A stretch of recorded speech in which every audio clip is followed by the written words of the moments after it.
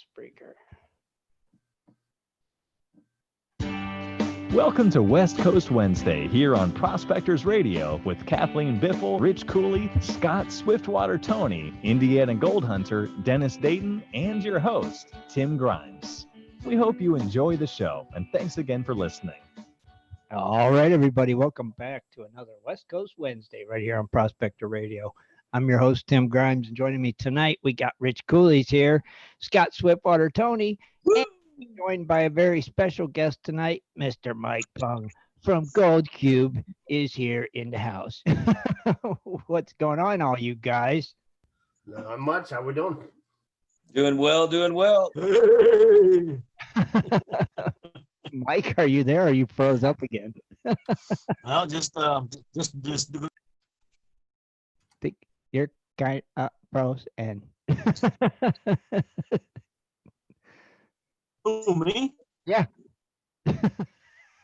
Oh, well, let me try something here. Oh, there you are. There you are. Now I can hear you. Okay, well, I'm gonna try to change something here. Okay. See what happens. Yeah, It worked for what could go wrong, right? That's right. In a gold miner's life, seriously? Nothing. Nothing. Nothing. Nothing we can't solve. How about now? Does this sound any better? Yeah, there you go. Sounds good. More about Cool. the sound than the audio, I guess. We're okay. So, Mike, what's been happening, man? Oh, just having a blast, just playing with that little tiny metal stuff. Yeah, you've been busy. Yeah, yeah. No, we just everything from. Uh-oh. Uh-oh. Everything from, Froze up. and it was working so well pre-show. It happened. I can't believe it. Is he there? He's there. He's just froze. There he is. Who froze? Me? We got everything from, and that was the last we heard. You expect me to remember what I just said? Chat again, Mike. yeah, we got the gold cube's going real well. Our happy checks that people are getting from the government, they're finding places to spend it. I just happen to be a place, I guess. Sure. So I'm cool with that. Huh? And so a lot more people are getting out and taking advantage of the high price of gold. Right. So that's And a real good thing. Working. Right. They're not working, so they're able to get out and do it. And like you said, take advantage of it. Absolutely. Yeah, that's what we are. We're not afraid of a little bit of work. Well, actually, we're not afraid. We are afraid of work. We just don't like to get paid for it. We'd rather work for free. Got to do it the easy way. Right. But well, some of you may have seen me out there in Arizona about a month ago with a big green bowl. Yeah. And that's the same bowl that I took out to the Dave Turn's mine. Dave Turn's lost mine. Oh, yeah. Gold Rush last year. We put a bowl on the end of his sluice box. Mm-hmm. And we just made that to where it would capture his losses. Right. And so we pulled gold out of there every day. And then the way we had it set up in Arizona was we set it up instead of a sluice box. We put everything through the big green bowl. So no sluice box. And because the gyro gold bowl, the Corbis 7000 will actually handle 3/4 of an inch material and smaller. Wow. So we got Jeff Williams out there and got him to screw up one of his So Come On, Let's Goes. And that was hilarious. I just had a blast with that.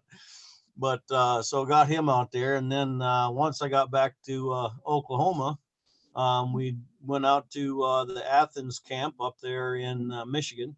Mm-hmm.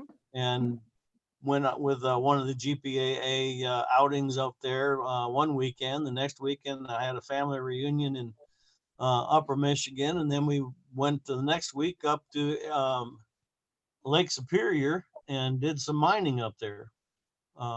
So there's a big story about actually the workup to being able to mine up on Lake Superior. Right. There's a lot of the rules and stuff had to be fixed. So I don't know when you want me to talk about that. Whenever we can talk about it now. Why? Yeah, we're on the fly, man. Go ahead. Why did they have to be changed, Mike? Well, lack of respect by some individuals of the beach. They instead of just making it fun. I mean, the beach gold up there is extremely small. You really can't make a living on it. I've worked a week up there and pulled 3 or 4 grams. Okay. So, you know, you can't make a living unless you unless you lower your standard of living. I like refrigerator boxes. Yeah. Electricity. But so since there were no rules for the Great Lakes, only for the inland streams and rivers Mhm. in Michigan, the rangers didn't have any teeth whatsoever to tell these people who are abusing the privilege to stop. They had no way of saying you have to because it's against the rules. They said, well, show me the rules. Well, there aren't any. Right. So they just made a real easy rule. No black sand, no gold, you're done. Oh. So So it what just were shut they- it off. What were they doing? Were they like just digging excessive holes, or Yeah, they were what was- going down there with you know, leaving large holes, going down there, fires on the beach, 4-wheelers, dragging buckets and buckets and buckets of black sand off of there. They were filling flatbed trucks up with black sands. God. So just they were just abusing it. So leaving messes, they're leaving, you know, their tarps or whatever would tear up. They just leave them there. They were not being a good miner. right? And so for the last year, I've been working with the state of Michigan on coming up with a set of rules that everybody could live by. Basically, all the people that have been there doing the mining all these years, for like the last 10 years, they've been doing it a particular way. And everybody enjoyed that way, and it was good enough. Nobody was going to get rich, but everybody always came back with plenty of gold to play with. And it took forever to get all that little fine gold out of the black sand, so it kept them busy and out of mama's hair. So I basically just restated everything that we were expecting to be able to do. I matched a lot of the limitations and everything with the inland lakes and streams rules that were already in place, and gave us a little bit, like if somebody wanted to work a little harder, I gave it a little extra room to work a little harder. But anyway, finally on Wednesday of this last week, when because I was only there for a week, on the Wednesday, which is the middle of my trip there, they finally come in. They said, we got it fixed. So I read them and they weren't fixed. So I gave them all my suggestions overnight. They corrected them, resubmitted them, and the ranger actually brought them right out to my campsite. And I was the first one to sign the paperwork saying that I was going to mine. So, so that was pretty cool. But basically, anybody that wants to mine up at, well, most of the gold is right there at Lake Muskegonge State Park. Right across the road is where you go down to the Lake Superior. So I always camp at Lake Muskegonge State Park. And so that's the best area for gold. So, and the rangers that are in charge of that are the state park rangers at Muskegonge Lake State Park. And you have to go into the sign-in office for the campsite and sign a form that says you are who you are and that you're going to be there for X number of days, and you get a copy of the rules and you say that I've read the rules and understand the rules, and I'm going to abide by the rules. So it's as simple as that. There's no fee. There's no there's no permits. It's basically falls under the state of Michigan as a special use permit. Okay. And the park is accepting the special use permit, and they're permitting you as a miner, as a gold panner or whatever you want to call them, to work under their permit. So that's the way it's working out. So it works out real well for everybody. I've always had a real good relationship with the guys down there at the park, guys and gals that run the park. You guys know that when you're out mining and someone comes by that happens to be kayaking or fishing or just hiking or whatever, they want to know what we're doing, and they think it is the coolest thing that there's still gold out there, Oh yeah. Oh yeah. Every single year I get notes on my camper door of thanking me for taking the time to talk to their kids or their husband or whatever. And same thing. And explaining what we're doing and showing them gold and stuff like that. I mean, it's such a hoot. I enjoy the heck out of it. Right. But if you'd like, I'll go through and go through this the rules and stuff. Yeah, most definitely. Most definitely. Okay. I started out with a statement that says the main use of the state's Great Lake beaches are for entertainment of the park visitors and activities such as swimming, sunbathing, fishing, rock hunting, and hiking, just to name a few. These activities are common and require little or no special equipment. Gold extraction, on the other hand, requires more equipment than just a pan. So please refer to the following restrictions to protect beachgoers, the shoreline from erosion, and yourself. Okay. So number one is collection of gold-bearing sands. All participants are required to check in at the campground office and required to provide name, date, and a valid email address. So this, a lot of the check-in and all that stuff basically is like, who's been there? If someone's screwing it up, they got somebody that they can get a hold of to see, did you see somebody do something? Or whatever. But it also gives them an idea of the volume of people that are actually partaking in the sport. Right. And to see how big they want it to get or how big they don't want it to get. So just it's a control time. Okay. Then the gold-bearing sands can be taken from anywhere on the beach that is not in the natural flow of foot traffic. So where people are normally walking, you can't create holes. That's smart, Yeah, I'm catching humans. But if you've ever looked at the black sands on a beach, most of the black sands are away from the normal flat areas. They're up where the waves will crash up against the banks and stuff like that. So most of the black sand and where we're going to be setting up as prospectors is going to be out of the path anyway.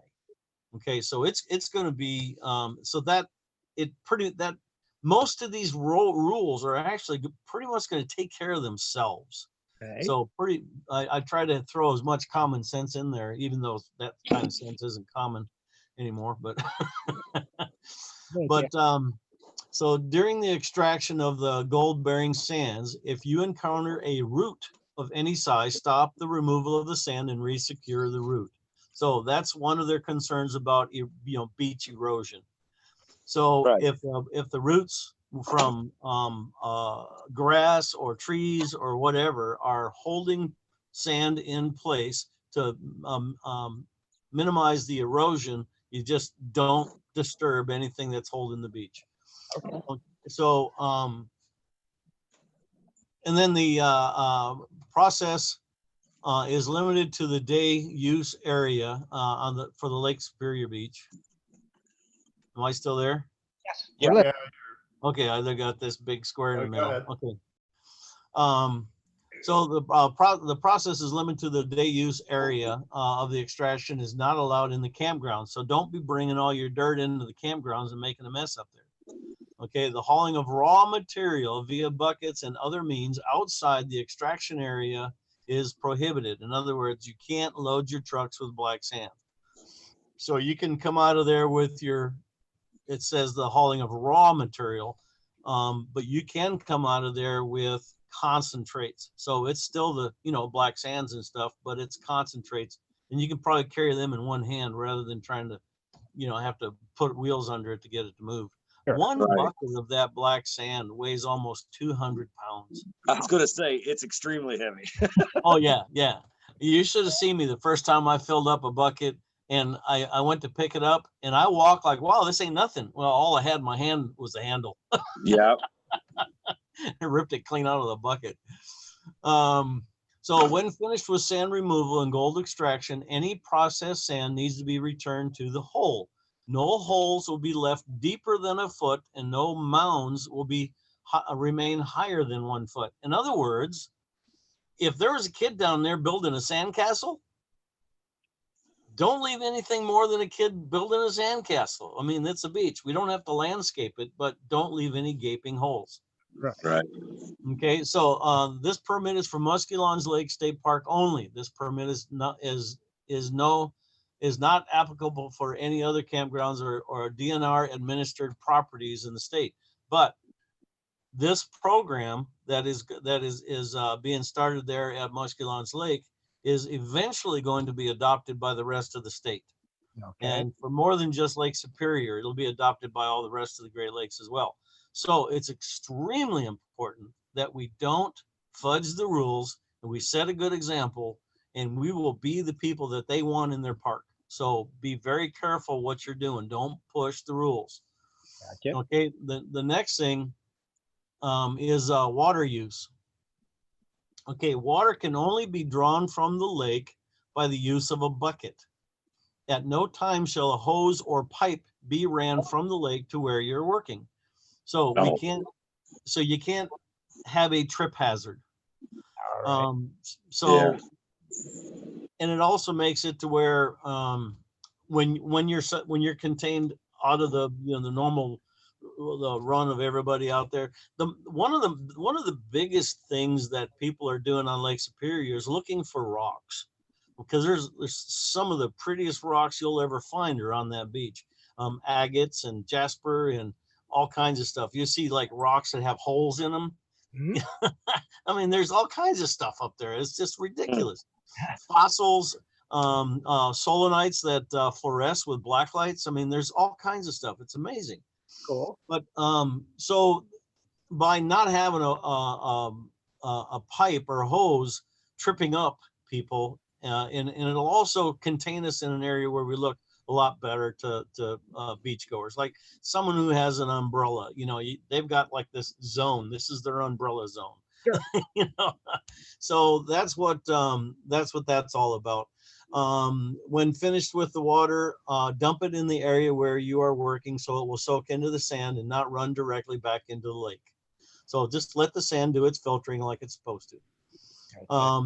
So now the equipment, it's no gas and oil equipment will be allowed. You notice I didn't say motorized. Right.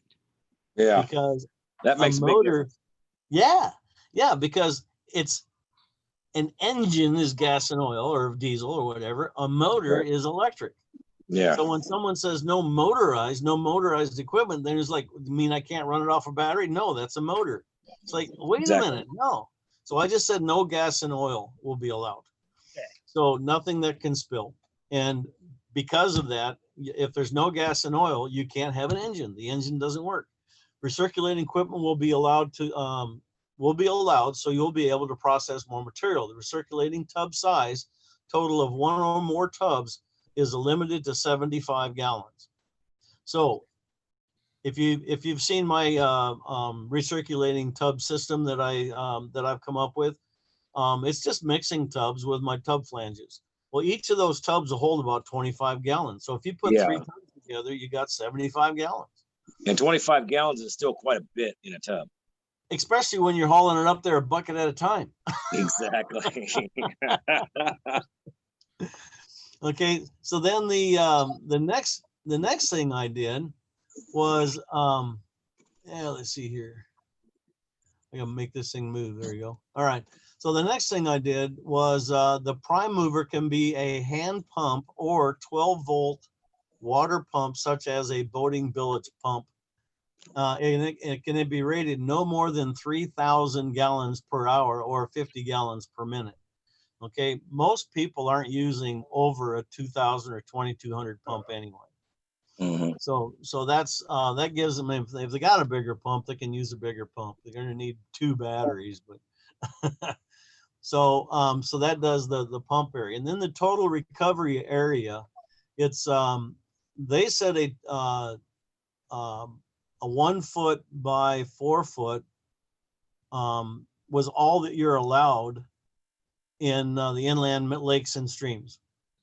Okay, so this is off of their thing. But what I did, I said there should be no greater than 624 square inches, because not everybody's got a 1 foot by 4 foot box. Right. And then so by saying 624 square inches, I mean the you can, like, every square foot on a cube, you can get like 4 layers of separation. If you've got a 6-inch box that's 8 feet long, whatever, you know. So Right. it gives you the flexibility of surface area rather than setting you into a particular box. And then no equipment or open holes can remain overnight. So you can't just leave your stuff there and come back the next morning and get back to work. So the beach has to be cleaned out. And that's really for your protection, because what'll happen is, I don't care how far up the beach you've got your equipment, Lake Superior, excuse my French, is a bitch. She will take and steal your equipment.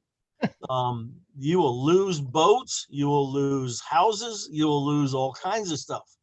I mean, there's they had to move the ranger station because the ground from around that area, they were having like 20 and 30-foot waves crashing against the berm right where their ranger station was, and they had to move the ranger station. And now where the station was, it's not there anymore. It's out in the middle of airspace someplace. So don't leave your equipment on the beach. I've been on the beach before to where we've actually had to pick our equipment up and move it another 12 feet up the beach just to get out of the waves. It just changes. I mean, it's a little freshwater ocean, and it's got it's got tides and everything. Yeah. So it's amazing. So anyway, don't leave it overnight, and don't leave your holes open and dangerous overnight either. Also, the use of metal detectors is prohibited. The reason they prohibit metal detectors is, number one, there are no nuggets, and the second thing is there's been a lot of logging mills, lumber yards, and old historic stuff, that shipwrecks and all kinds of stuff that have historical value, and they don't want them just being picked up and hauled off.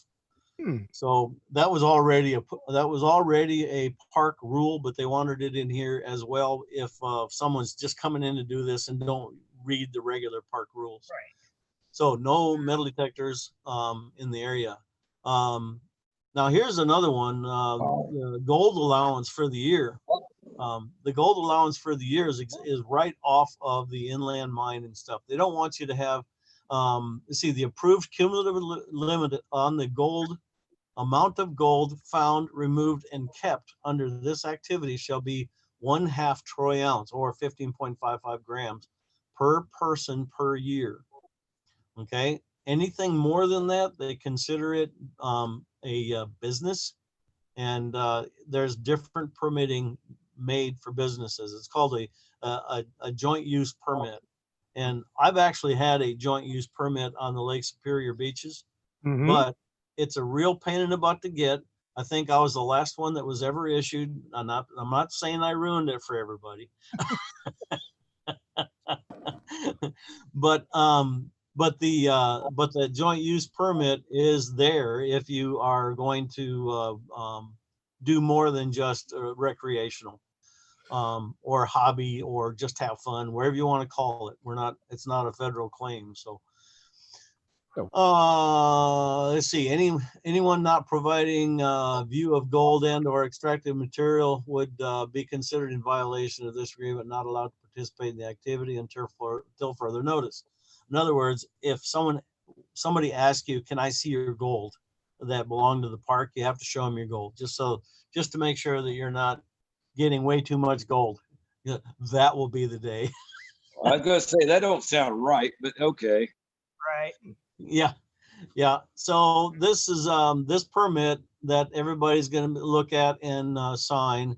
It states it begins August 6th, and it's going to go until January 1st. And at that time, it's going to be reviewed and determine how we're going to move forward with it. But they're pretty happy with the way that it is, and I'm real happy with being able to just get right back to doing what I've always done every year that I've been there. So Right. it took me a year, but by God, I did it. Actually, it's great that you were involved with it. Actually having a minor. Yeah, that's I'm with you, Tim, on that. I'm with you on that for sure. I mean, that's the way it should be everywhere. Exactly. Yeah. If they don't know what to call something, they don't know what something is. In fact, they wanted to add the word or the term power sluice. And I said, "What's a power sluice?" And he's like, "I don't know. It was in something else over here." I said, "Power sluices have engines and hoses." I said, "We've already covered that in here with no gas and oil equipment allowed." Right. I said, "So let's not pollute it with the word power sluice that someone has to try to figure out what it actually means and get the wrong information and the wrong idea on how to enforce it." Right. And that's what seems to be the problem with a lot of these other states. The people that are writing them don't know what they're talking about. No, they should get a whole team of miners to go in and help with the rules. Yeah, like I said, I'm with Tim on that ruling. Why not have rules made from miners for the people that don't know about mining? And then they can review them and yeah, or whatever, or explain this to us. And I think things would work out a lot better. I think this is the way it should be. Yeah, it'd be like a bunch of blind people trying to set up a color chart. Yeah, you're right. I mean, I think I've got a couple questions for you. Yeah. This area you're talking about, this lake, so it's pretty much like beachfront the whole way around then, or halfway, 3/4 of the way around, or Lake Superior? Yeah. Okay, well, the way that it is, I don't have a clue what you're talking about. Okay, Muskelon's Lake State Park. Muskelon's Lake is actually an inland lake that the campsite is set up and around. Okay, so it's just a small little freshwater lake. Now, directly across the road from Muskelon's Lake is Lake Superior. Okay. All right, so everybody who camps at Muskelon's Lake State Park goes across the road and down over the bank and goes into Lake Superior and mines. Now, the beach on Lake Superior is like 1,300 miles or something like that. Okay. It's like an ocean beach, Rich. It's big. It's big. Just a So lot. what are some of the signs that you look for? I mean, besides just looking for black sand, when you go into a place like that, what do you look for? How do you prospect it? I mean, just from experience, what do you look for? Okay, well, actually, we do look for the black sands. Now, if you find black sands that are like real close to the water's edge, there's a chance you might find a piece of gold. But if you look up the beach where the waves have been just like going in and lapping and then pulling some of the blondes off and then coming back in and pulling the blondes off, if you can get to those areas, they're being concentrated every time the beaches come up, or the waves come up on the beach. So you look for those areas that are pocketed areas of thicker and thicker black sands. And then you're going to find some layers of what we call the garnet sands. So you'll find the black sands, and then you find the ruby purple garnet sands that are all mixed and lined together. When you find the ruby garnet sands, you'll generally find larger pieces of gold. So instead of 150 mesh, you may find 50 mesh. Right. Okay, so once we find an area that looks like it's going to be promising, what I do is I just take a 3-finger pinch. Okay, a 3-finger pinch in your pan rather than filling your whole pan up, because that black sand, I mean, if you've got your concentrates from high banking or gold cubing or whatever, and those black sands are a real pain in the butt to finally just get off of your gold. The gold on Lake Superior is extremely flat. It's been hammered for years by the rocks and the waves. So it's real flat and it's real kitey. So it's a pain in the butt. But if you just take just a 3-finger pinch and you put that in your pan and you pan that out, you don't have to get rid of anything, because you can just do the whole thing in your pan and count your pieces. And we figure a 3-finger pinch is probably 1/10 of a pan. So we like setting up and processing if we get at least 20 to 30 pieces per pan. So that 20 to 30 per pan means in a pinch, you should get 2 or 3 pieces. Okay. Yeah. Okay. This year, we were actually taking a pinch and getting 60 to 100 pieces in a pinch. Wow. We were finding some really good places, but it's all prospecting. You have to look for those best spots, because if you just find a pile of black sands, we found some black sands that the layer was like 6 inches thick, and I could take a whole pan and only find 1 or 2 pieces. Wow. So it just wasn't very good. It just didn't have the right combination of waves to really concentrate things.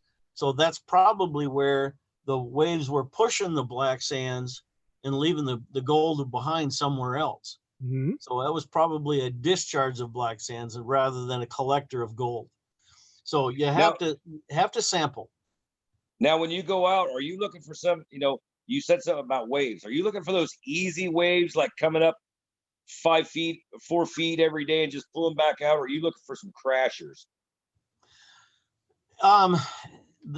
Either one. When we're there and it's happening, you're not going to find any gold where the waves are happening at that time. Right. But you'll see the evidence of the waves from previous crashes or whatever. Like I said, this is like an ocean, and sometimes the waves will get so big you can actually surf on those waves. I mean, they're just ridiculous. So when that's happening, you're not going to get any gold mining done. Right. Okay, so what we really like it, if you're going to go over there, look at the weather. If your winds are coming from the south to southwest, you're going to have a real good day on the beach. If your wind is coming from the south to the southeast, it's going to be blowing bugs out of the woods, and you're going to have biting flies and all kinds of nasty stuff. It's going to be a miserable day for you. If the wind is coming out of the north or northwest, or even in the northeast, if it's got north in the wind direction, you're going to have your bigger waves. Okay. How do you remove the black sands? You got a shovel with wings on the side. What do you use? Well, I use just a little flat shovel. Yeah. Okay. Yeah. 1 inch at a time. 1 inch at a time. And I tell you what, we got into some stuff this time. The best stuff, it was only 1/4 of an inch thick. Wow. So we were just filleting the very top of this thing off and just grabbing a little bit of the blonde sands. Now, if the blonde sands have a little bit of gray in them, because there's a little bit of black sands mixed into the blondes, we'll dig down a little bit. We'll test the gray and see how that goes. There's a mosquito in here. That sucks.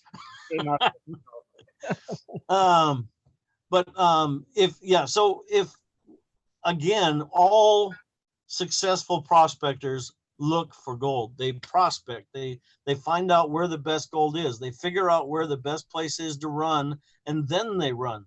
They don't just say, well, it was good here last time and get back to work. You have to prospect. It's like what I teach in my classes is take 10% of your time that you have allowed just looking for gold. You need to find the best place that's going to give you the best day. That's right. You got to do that homework. Now here's my question, Mike. Yeah. Now this beach sand is kind of like Nome. You got the gold in the sands.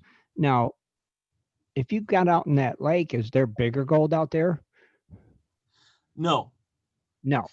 I have never found. I found one piece of blue quartz that had gold throughout the blue quartz. Hmm. That's one rock with gold in it in 13 years. Now, so where does this gold in Lake Superior come from? It comes from Canada, and it's I was all gonna say, bulldozed. Canada. Yeah, it's been bulldozed over there by the glaciers. Okay, so it's And I yeah, got it's been bulldozed over, and the whole time it's been sitting there, it's been crashed on by rocks. okay. So it's been ground small, and that's why it's so flat. When I first found this gold, I knew that there was the gold fields up there in Canada, Mhm. and I was looking at Google Earth on Lake Superior, and I seen all these striations, coming down on Lake Superior that was scars in the bottom of the lake that the glaciers made. I Okay. said, well, if the gold's up there and these are the directions, that's the scars, then there should be gold like right here. And Yeah. that was right at Lake Muskegon's Lake State Park. And I said, I'll tell you what, I'm going to go to Muskegon's Lake, and it's about a 26-mile area that I think the gold's going to be. I'm going to go 13 miles one day, 13 miles the next day. I went down to the bottom of the stairs that went down to the Lake Superior, which are all washed away right now. I went down to the bottom of the stairs, dipped a pan, and got gold the first pan. I was like, cool. So I started going the one direction, and just the farther I got, the worse it got. And I went the other direction. The farther I got, the worse it got. So right there at the park is the best place, over the, across the road and down toward into Lake Superior. All right. That's good stuff. I did a little river prospecting the first couple of days when I couldn't get in the beach. Mhm. Because the rules weren't made yet. So I did a little river prospecting in the Blind Sucker River. And I actually pulled some gold out of there. That was just, inland placer. But it was about the same size and shape as the gold that was on Lake Superior. So this is all stuff that the bulldozer glaciers left up there too. So, Gotcha. and then just concentrated by running water of the Blind Sucker River. Well, of Heck yeah. course, you're running your gold cube, right? Of course.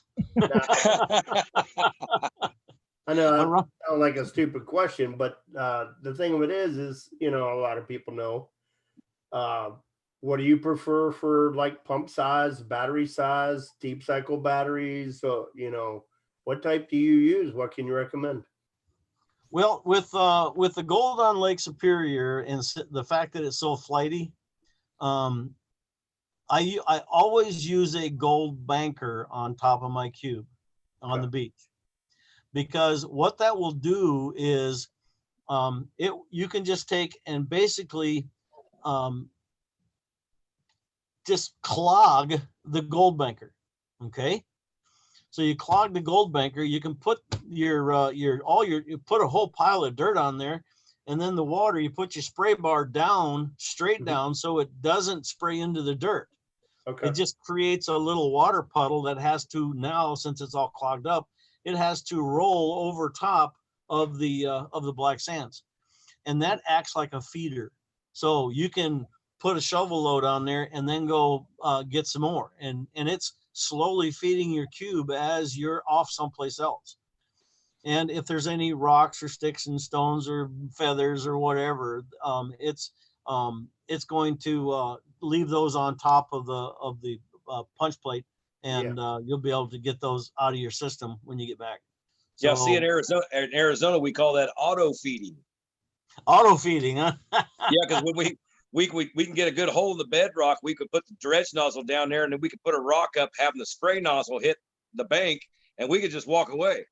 There you go. So do you use like a 500 bilge pump, 1,000? I use 1100 that comes with the cube. Okay, 1,100 and like a deep cycle battery. And how long will that last? I use a deep cycle. Yeah, I use an AGM deep cycle battery made by Die Hard. Okay, that lasts about 8 hours, 6 hours. What? On the 1100, it'll last me about 4 days. Oh wow. So yeah, it'll last quite a while.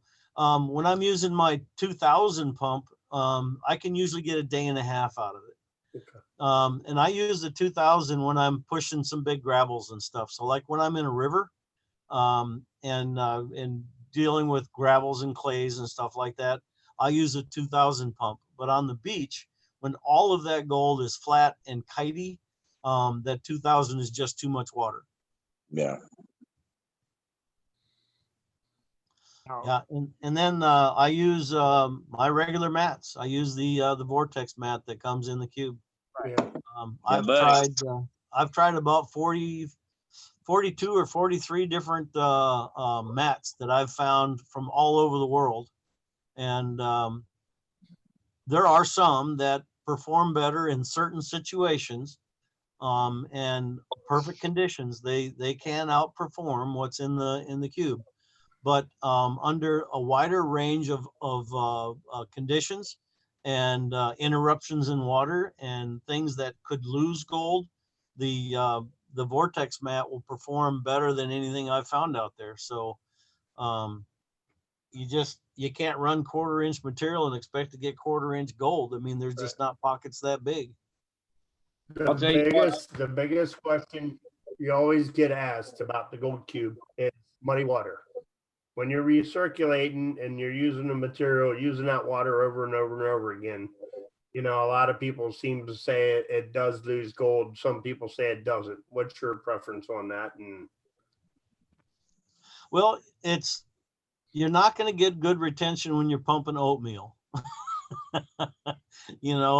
It just takes longer for smaller gold to settle through the water. And if it falls off the end before it can find the mat, then you're not going to get your gold.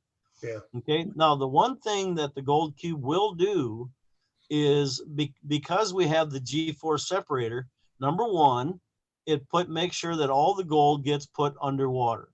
So no floating. You're not going to have that floating gold stuck to the surface tension. Okay. The second thing it does, as it goes around the trough area, the G4 separator, it throws the gold to the outside edge. And then as it exits the outside edge, it just barely goes over top of that lip before you get into a low pressure zone. It's kind of like a riffle that's standing straight up. That low pressure zone is actually going to take whatever gold that is and just drop it right in front of the mat. And I'm sure anybody that's used a gold cube, they've seen gold just setting right on that plastic bar there. Okay, that's not a retention bar. It's just a low pressure zone. Okay, so that proves that as it comes out, it's sucked right in front of the mat. Now, if the water's dirty and you're sitting in front of the mat and it gets pushed into the mat, you're going to get caught. Yeah. So the gold cube will actually allow you to operate longer and more accurate with dirtier water than a sluice box. That's why I wanted to clear that up. Yeah. I look at it this way. If you're a prospector, number one, you don't run a sluice box, you don't run a recirculating sluice or anything like that with muddy water. Why would you try to do it with the gold cube? Right.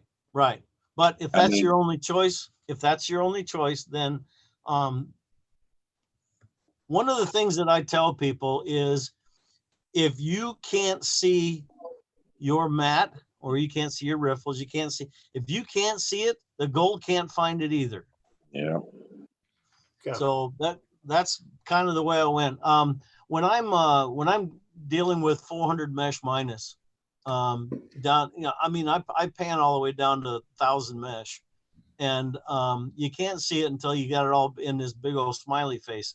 But when I'm sucking that stuff up in a snuffer bottle, I have to give the snuffer, like when I turn it upside down, ready to pull up some more, I have to give it a 3-second count. If I don't give it a 3-second count, I'm going to discharge some right out the snuffer bottle nozzle because it's still floating and it's still suspended in the water. It hasn't had enough time to drop through and get away from the nozzle. Right. So the smaller the gold, the easier it is to suspend. The dirtier the water, you'll be able to suspend even larger gold. You could even get down to the point where 100 mesh takes a full second to fall like through like the 3 inches of a snuffer bottle. Right. Mhm. So the dirtier your water, the greater chance you have of not finding a place for it to get stuck. Thanks for clearing that up, Mike. I just wanted to make sure everybody understood that. Yep. Always seems to be an argument, don't it, Rich? Yeah. Well, I mean, I always think like this: if you got muddy water's created by particles in the water. If you've got gold smaller than the particles actually floating in the water, then the gold's going to float on the particles. It's going to act like bumper pool. I mean, it's going to Yeah, get knocked exactly. all over the place. Exactly. Hey, good to know. Good information. So, Mike, I know they haven't been doing the gold shows and stuff like that because of the COVID. How's everything been for you? I mean, you're not able to do no shows now. So what have you been up to? Well, I've been resorting to radio shows. Right. That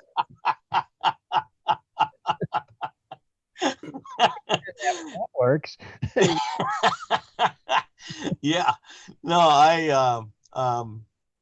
I've been kind of going through withdrawals. I love meeting the people out on the shows and messing with people. So, like my wife tells me, can you go somewhere else and mess with people? Gold shows. But yeah, I like teaching. I like helping people out, solving problems. I spend a lot of time on the phone with a lot of people, and Right. and that helps cure my itch, I guess. But as far as the business goes, the business has been real good. Stimulus checks and increasing price of gold up over 2,000, and Yeah, not being able to work and getting paid anyway. I mean, Right. Yeah. I mean, it's a perfect storm for me. I mean, way to go, Wuhan. Yeah. Right.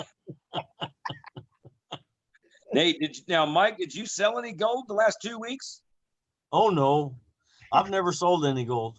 Oh, geez, you're one of them. Yeah. First piece he ever found, Scott. What's that?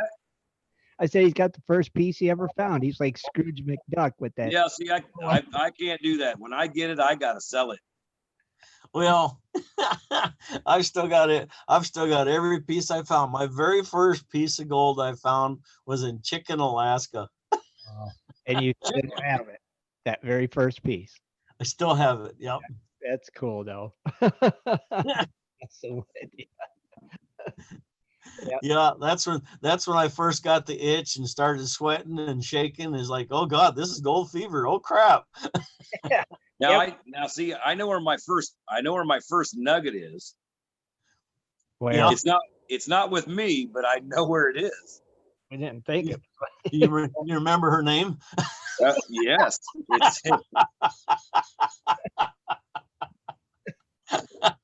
Actually, my homie, and a lot of people's heard me say this, but my homie Lisa Craigle, we went to quartzite, and that's where I found my biggest nugget, about the size of my pinky nail.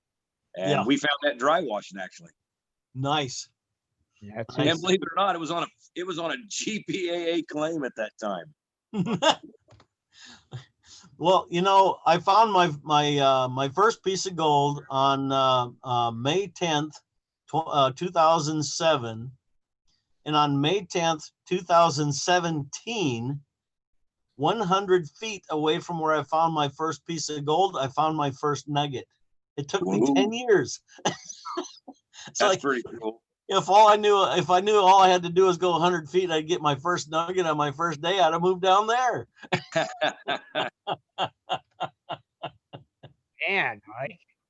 So is this keeping you in keeping the creative juices flowing since you haven't been able to get out and do the shows and stuff? You're able to spend more time in the shop and stuff like that. Oh yeah. We're working on a couple of projects right now. I've been doing a lot of ore analyzing. Huh? And for the Gyro Gold customers, and also just some other people that say, is this really gold or not? And I say, well, send it to me, I'll let you know. Right. And they do. so yeah, I've been doing that. The equipment, we've got some new stuff coming up, and I can't tell you what it is, but yeah, this has offered us some more time to work on getting new equipment and upgrades, updates. So, have you seen Now, our gravel Is this gate? for the small? Is this for the smaller scale miner or the larger scale miner? The small scale, the Okay. gold cube world. Okay. Yeah, it's for the gold cube world. Now in the large, the commercial end, the gyro bowl, we've got the 7-foot gyro bowl, but we've also got plans for the 4-foot gyro bowl, and it only weighs I think it's going to come in at about 2,600 pounds. So 2 people and a dog, and you can pull it around. But we're not going to go any smaller than a 4-foot. Everybody's wanting me to go 2-foot and go plastic and lighter and all this. Like, no, that's not where that part of the business is going to go. Right. The smaller 4-foot's going to be able to run about 15 yards an hour, and Right. the big one's 40 yards an hour. So it's and that's at the bowl. I mean, 40 yards an hour, if you're running 50-50 in your gravels, then you're probably running between 80 and 100 yards at the head, and 40 yards going into the box. So it's it depends. Like if you're running the beach, I mean, all of it's going in. you after about 40 yards, you got about a 5-gallon bucket of what didn't make it.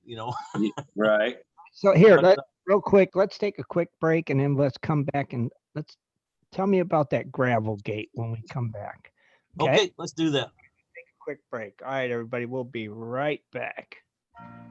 Do you like to mine for gold? Enjoy prospecting a nice crack in the bedrock? Enjoy getting outdoors to camp, fish, hunt, and hike on your public lands? You plan your trip, load the gear, grab the dog, put the family in the truck, and drive off to a locked gate. A sign says you cannot enter or access your own public lands. Mining claims and public land owned by we the people are being designated as off limits by our own government every single day. Are you concerned about the direction our government is going? Are you tired of seeing no access, no entry signs on your lands? We are, and we are fighting back. We are AMRA, America Mining Rights Association, the fastest growing small mining advocacy association in America. AMRA is a 501c3 not-for-profit formed by miners, hunters, off-roaders, retired military men and women to stop the insanity. AMRA was formed to educate, unite, and help the small miners and public land users on their rights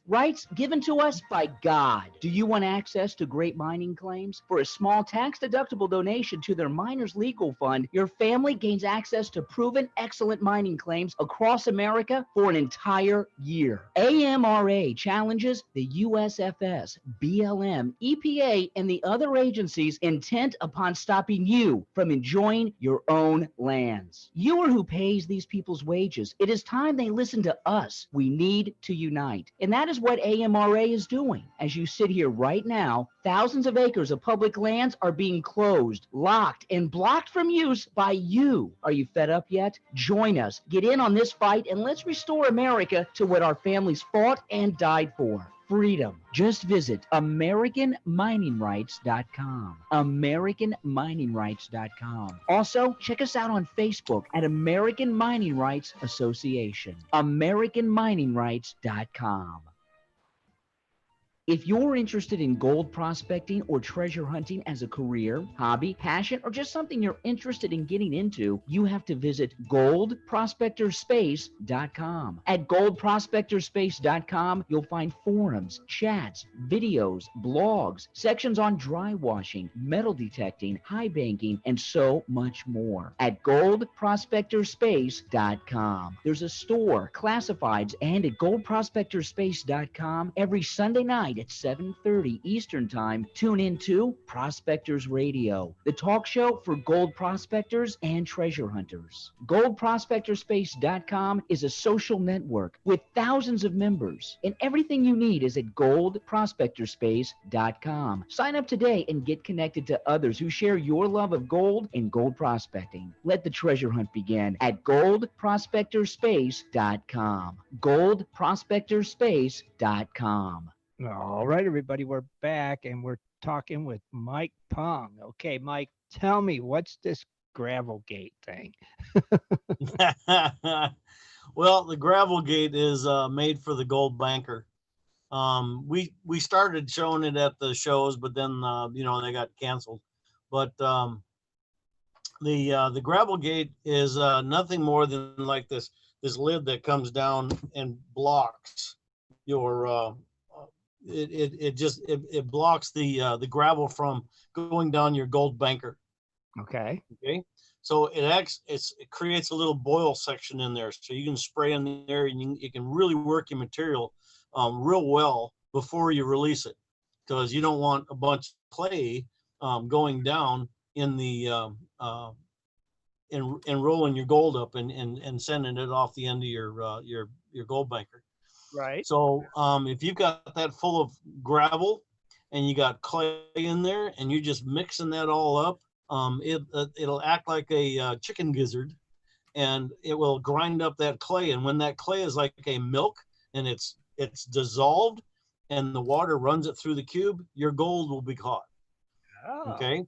So it's real good for processing clays. And then if you've got it where you're shoveling, you put a big shovel in there, and instead of having it sit like on a little bit of an angle, you can have it sit on a really steep angle. So your gravel gate's going to hold everything back. You work it, get it all nice and clean. You just open the gravel gate up, and your rocks just fly off of there. Oh. All right.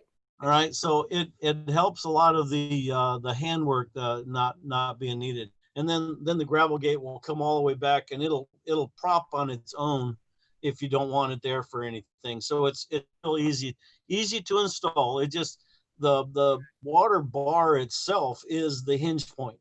Okay. So you just take out the water bar, you put the gravel gate in there, you slide it through its holes, and you're installed. That's it. That's all there is to it. Are these available now? Yes, they are. They're on the website, goldcube.net. And Right. how much are those going for, Mike? You expect me to remember? I think they're 30. I think they're 35. You're supposed to be selling. So I don't know. I'm not the one that sells.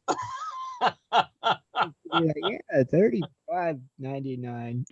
Whatever. No, that's cool. But you had came up with these and was hoping to introduce them at the gold shows this year, and now no gold shows. So are you going to be at Gold Rush Days in September in Ohio? I've been invited to that, but I haven't been able to commit to that. Okay, I just checked the website. It's $35. All right, 30.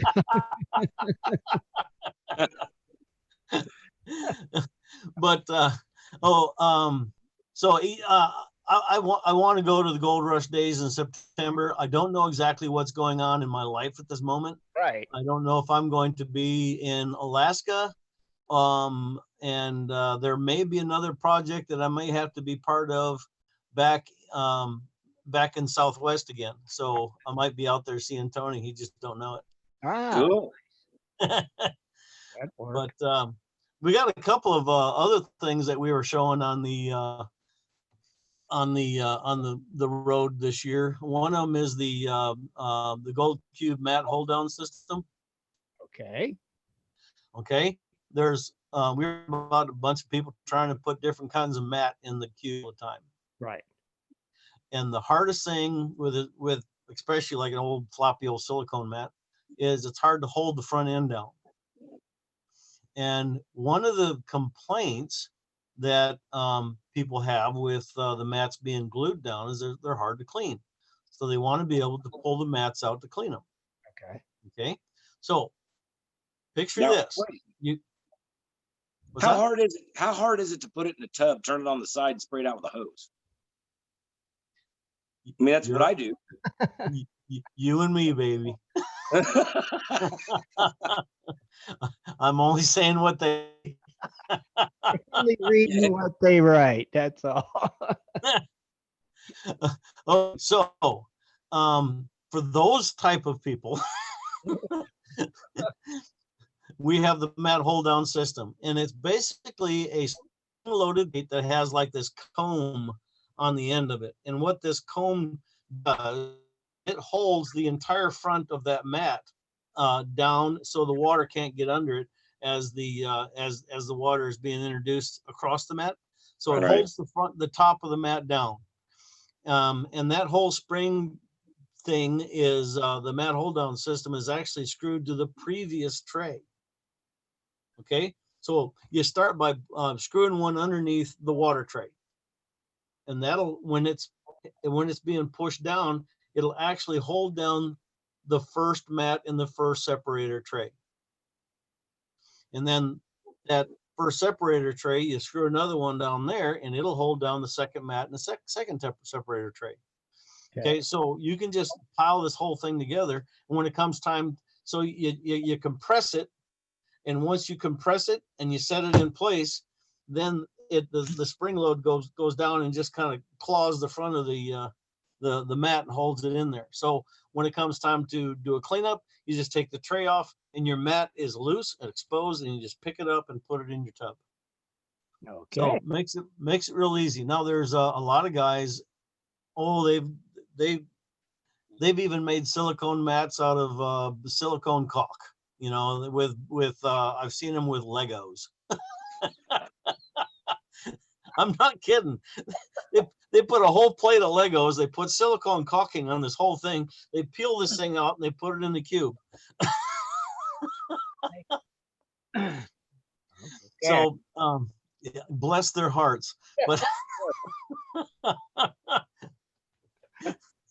where it catches gold so good, you should look at the surface. It's like, all right, just let go of it. All right. I've seen some videos, and I'm still to this day, I'll just shake my head at, like, I just can't believe you did that. But they're having fun.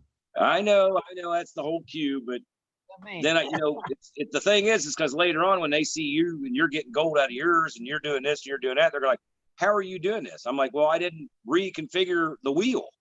Right. So I've got a video out there now of how to put your mats back in.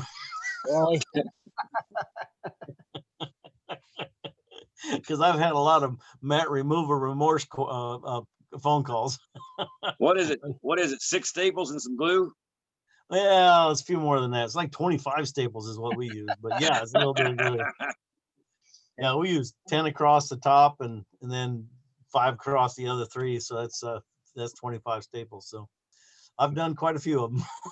I'll tell you what, for out here in Arizona, Mike, 4 years ago, I called you and I said I wanted to get one, everything like that. Got one. You sent one to me and my ex-partner now, but we did extensive tests on running because we were getting a lot of flower gold, and most of our pickers and stuff, we'd screen those out to 20 mesh. Right. But everything after 20 mesh, we'd run through there. Like I said, we did a lot of extensive testing on the tailings and stuff like that. And probably out of 3 pans, which is mostly black sands, as you know, out of 3 pans, we might find one flake that we're like, well, I'm surprised that got through there. 1 or 2, maybe out of 3 or 4 pans. So I've never claimed to be perfect. Never claimed to be perfect. No, but that's a pretty good recovery to me. I like the mats that are in it. I think they work great. I got a 3-tier or a 4-tier if you want to count the top, but right. But I'm just saying, we've never lost anything out here. Nice. Yeah. Any other new products, Mike? Well, we've got, the mat hold down system, the gravel gate, and then we've also got some people, I guess they don't have enough pinch in their fingers to tighten the thumb screws and their legs will slip.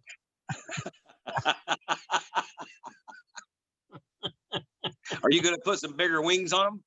No. We tried that, and with the bigger wings on there, they still grab them with a pair of pliers. They can get a hell of a grip, and they end up twisting the screws off. So what we've got is we call them slip knots. It's a sleeve that you just slide down your leg. You just put it on your leg, and then you put your stand together. So then once you've got your stand leveled out and exactly where you want it, and you're not wiggling on it yet, you just take these slip knots and you just slide it right up the leg to where your stand is, and you tighten the second set screw. So now you've got 2 set screws that are holding everything in place. Now, one of the things that really makes it easy for your legs to slip is when you're trying to tighten them down, and you've got, it's got a little bit of a torque to it, and it's being held crooked, and you're tightening onto a crooked leg. Mm-hmm. Yeah. When the leg straightens out, you lost all your bite, and then your stand slips.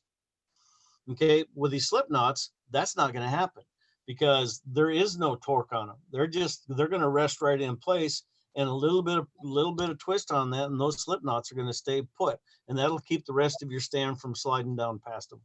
Sounds like a good idea. Yeah, that's I cool. thought so. You know what I use to keep our legs from moving? Duct tape. No, when I tighten them down, I just throw sand in the top of them. Oh yeah, no more sliding. Now, you're not going to get them undone as fast as you put it together, but they won't move. No, you got to put them in the water and wiggle them a little bit as you loosen up the nut. And then we've also got a thing we were calling cube locks.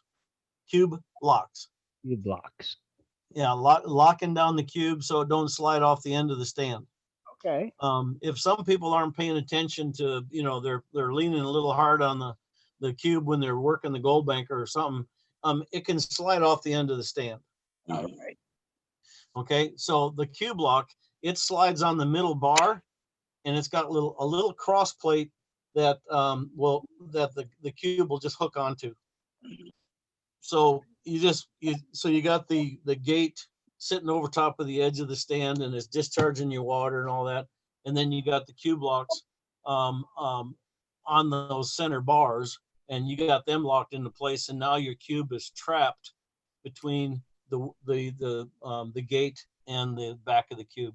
Okay. So that just secures that to where it's not going to slide off. I've never had that problem, but I've had customers come and tell me about it. Gotcha. Okay, another good idea, good product. You've been busy.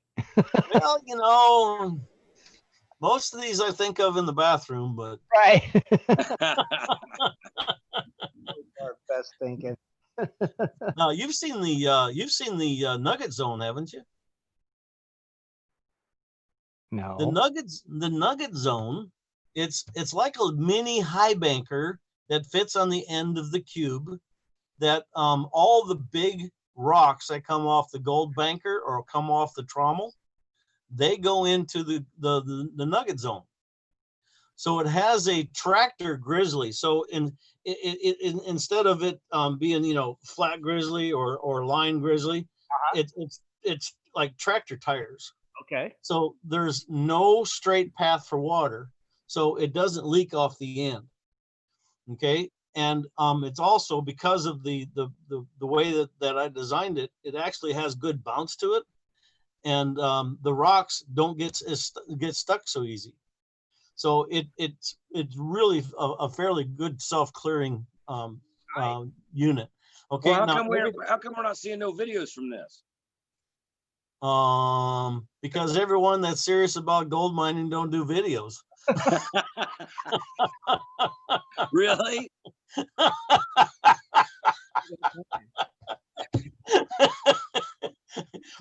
Well, present company is excluded.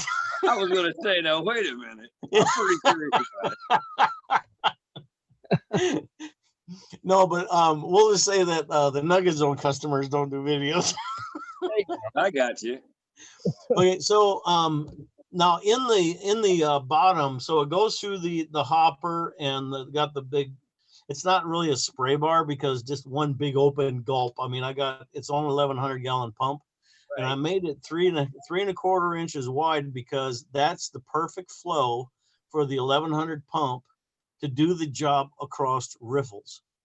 Okay, because I've got riffles and then I got some vortex mat padding underneath that just in case there's a little bit of fine gold that got stuck to a dirty rock or something like that. It gives you another chance to catch it.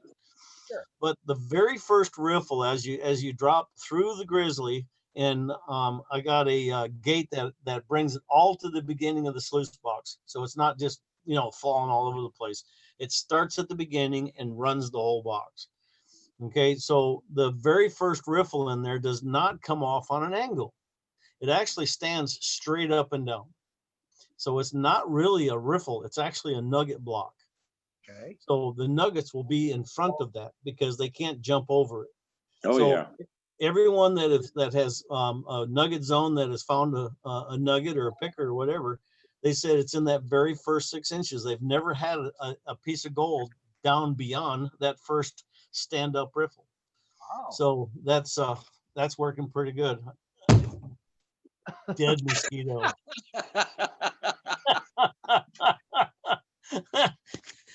I hope you got him that time. You see the smear on the wall? he's DOA. Little crapper. No, that was not a squirrel moment. It was a mosquito moment.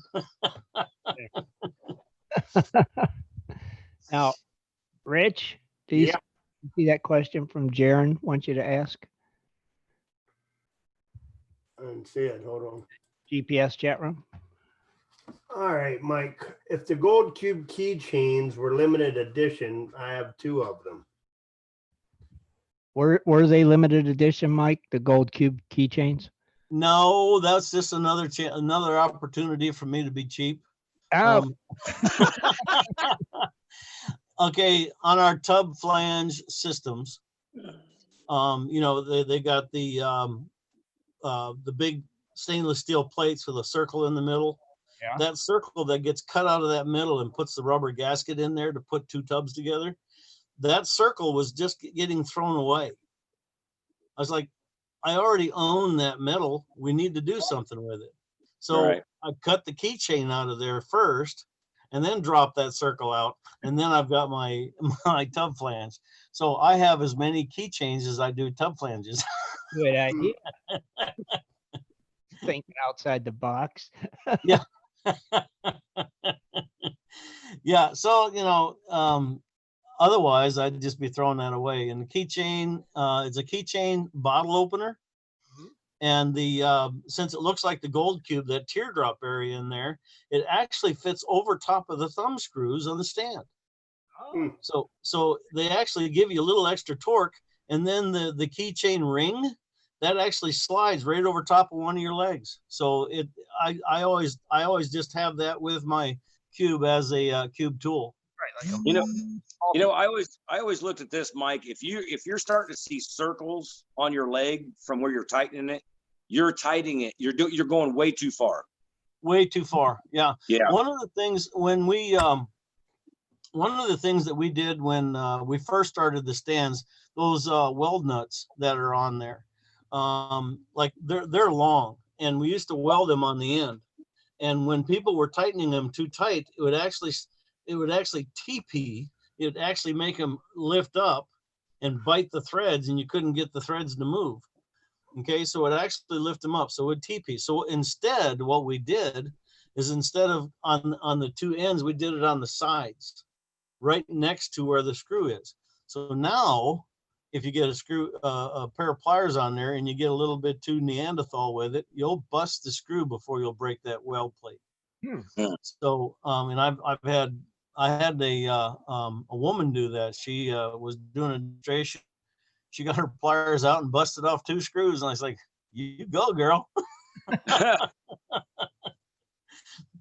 But yeah, I mean, that's just, things you learn as you go along. But you're right though. If you're tightening them so tight that you're leaving scars on your legs, then you need to back off a little bit. No doubt. You're definitely cranking them. Okay. Any other cool products? Oh, let me think. None. No more banjo pans or in the. I tell you what, let's talk about the banjo pan. All right. Yeah. The banjo pan. I mean, I did not set out to make a banjo pan. I did not. The world did not need another pan. But our vortex mat, it comes in 5 feet wide, and normally it's just straight across. But the pattern across that 5 feet was making this big smiley face dip. And that smiley face dip was like, if you cut straight across, your mats all look like they're cut crooked, because they are. So we tested, and we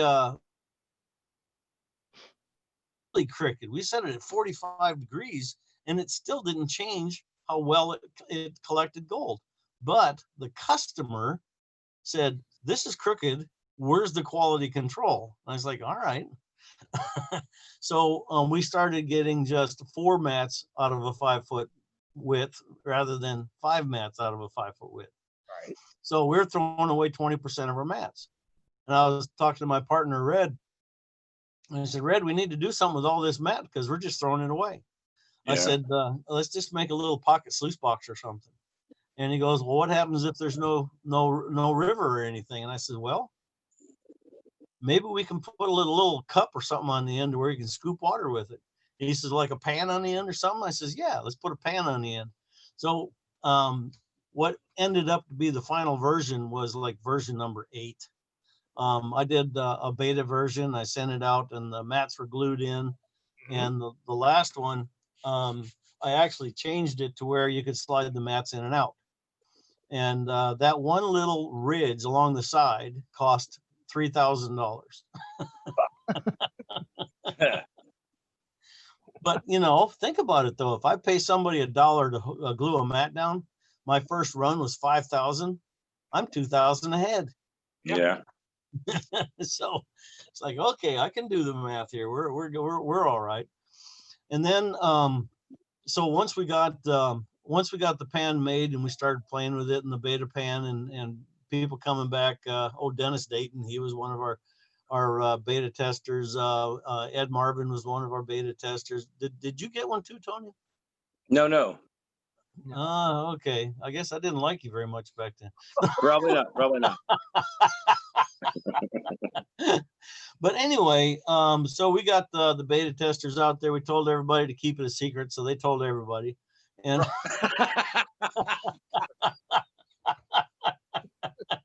that sounds about right. Yeah. So it's the whisper campaign. That's pretty much what it is too. Yeah.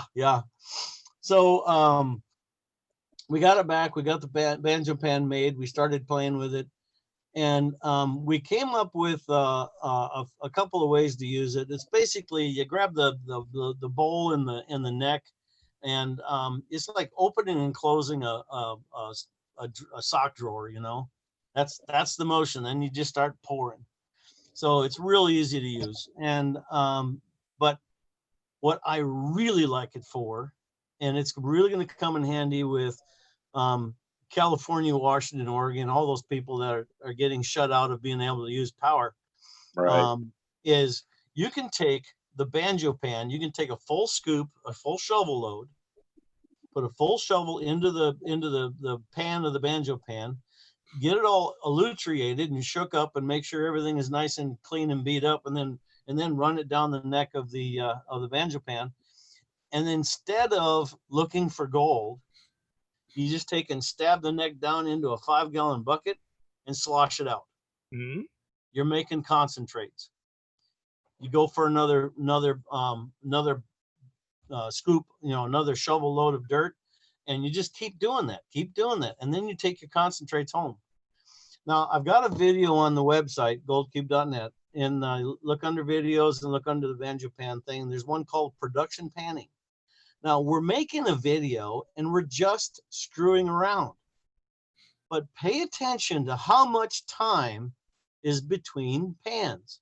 Okay. It's about 10 seconds. Wow. Okay. I'm getting fine gold concentrates every 10 seconds. Now, if you get into an area that's really good, people can't get in there with machinery, and there's a lot of gold that can be had if you can process it fast. Right. And you're using a banjo pan to process it and make concentrates to get them home. You're coming home with more gold. Nice.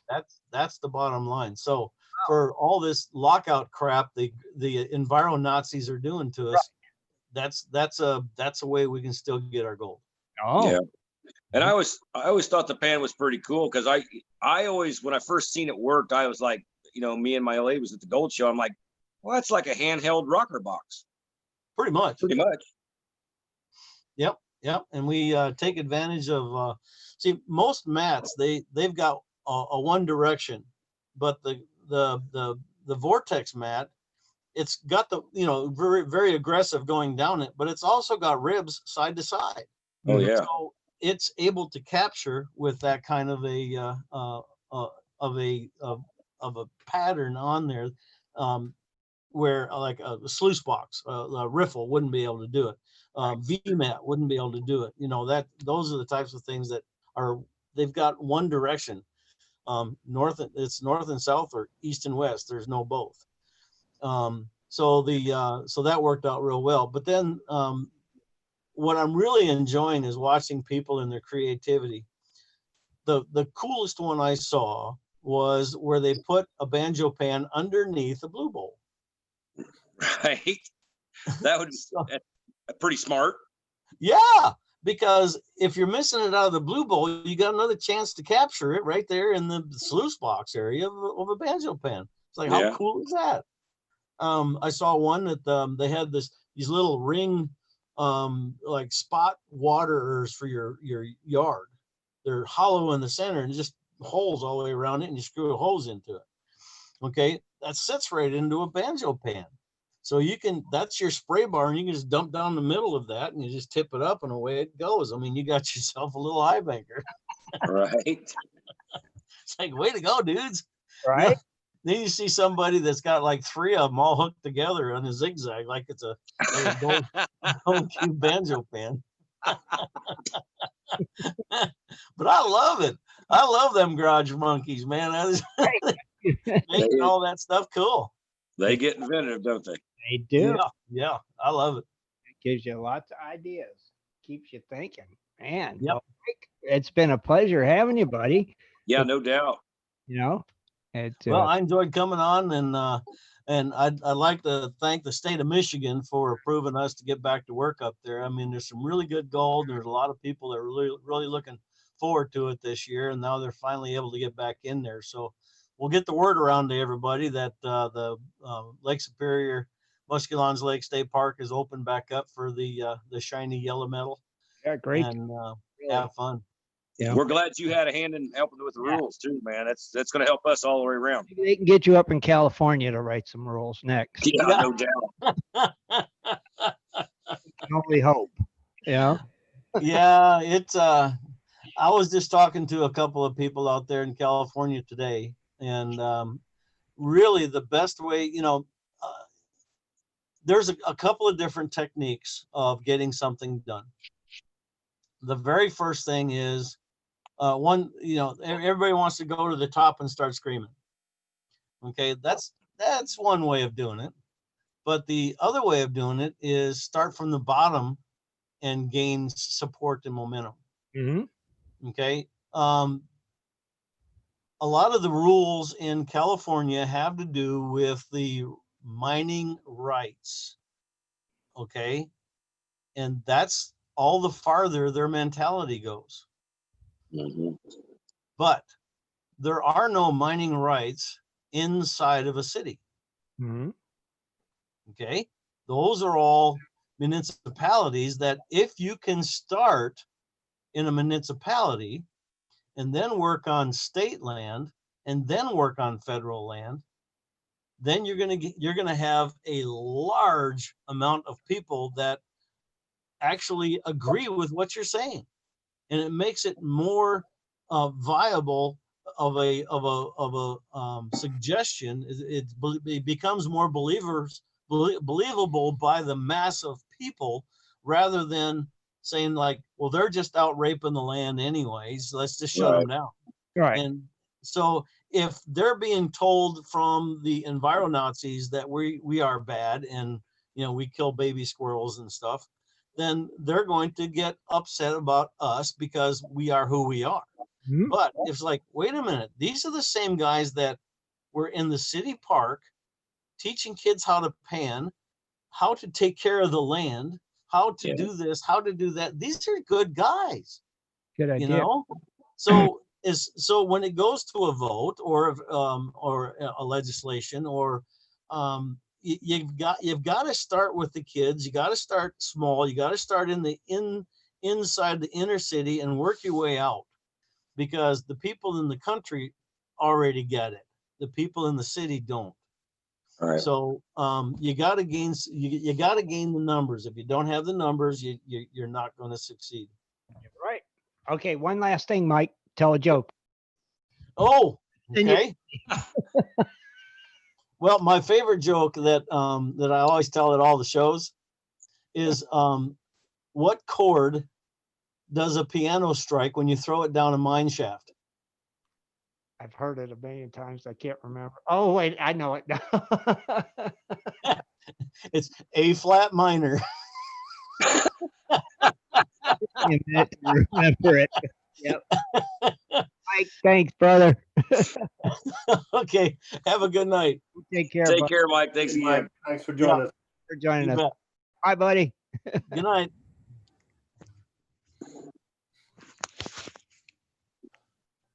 Oh, he's funny. All right. Let's go ahead and wrap it up. All right. Oh, I'm running out of daylight. Can you tell? dark there. Yeah, I know. I got 2 lights, but they're way back in the kitchen. I can't use them. So Yeah. So we'll go ahead and wrap it up. It's Wednesday. We want to thank everybody for tuning in. We want to thank Mike Punk for being here tonight. heck yeah. Don't forget to join us Sunday night. Kevin Hoagland will be here hanging The out. big Hoagland. Yep. So we hope you all can tune in for that. We'll be here 7:30. I think that's everything. We're out of here. Take us out of here, Scott. Good night, gold diggers. Good night, everybody. Take care. Be sure to tune in next Sunday at 7:30 for another great show. For updates and more info, please go to www.prospectorsradio.com.